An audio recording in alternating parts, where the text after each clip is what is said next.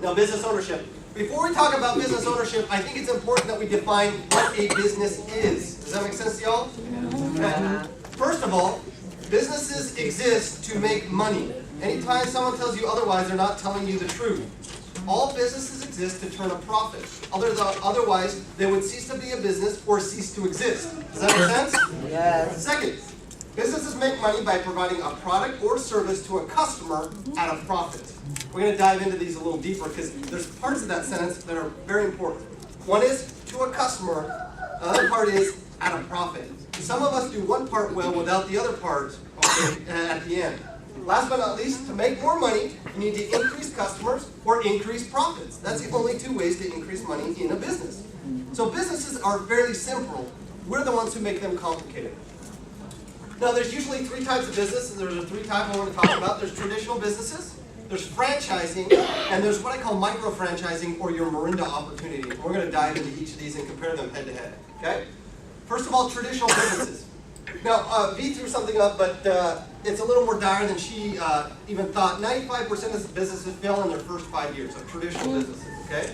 They have huge overhead, large startup costs. You need insurance, employees, advertising, marketing, facilities, research and development. 2 to 5 years to actually turn a profit, and 100% time investment. Okay?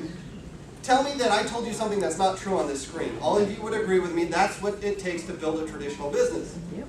Now, the advantages of building a traditional business are residual income, unlimited income potential, you control your revenue, time freedom, and tax advantages. See, in a business, unlike an investment, you're not doubly taxed. Actually, you get tax deductions, right? Like I said, it's the golden rule, and those who make the rules own businesses, so they have created tax law to make it advantageous to earn a business. Does that make sense? Because in traditional businesses, the failure rate was so incredibly high, someone invented something around the 1930s called a franchise. Now, you'll see what a franchise does. It's built to address some of the problems with a traditional business. Does that make sense? You still have a very high failure rate. It's around 50% after 5 years. Large upfront costs, so it is segregated or limited to those who actually have money. Big overhead. You have insurance, employees, facilities, and franchise fees that eat into your profit. But look at some of the advantages that you get. One, you get a proven system that you know will make money. Franchises don't last long if they don't make their franchisees money. Does that make sense? They provide residual income, unlimited income potential.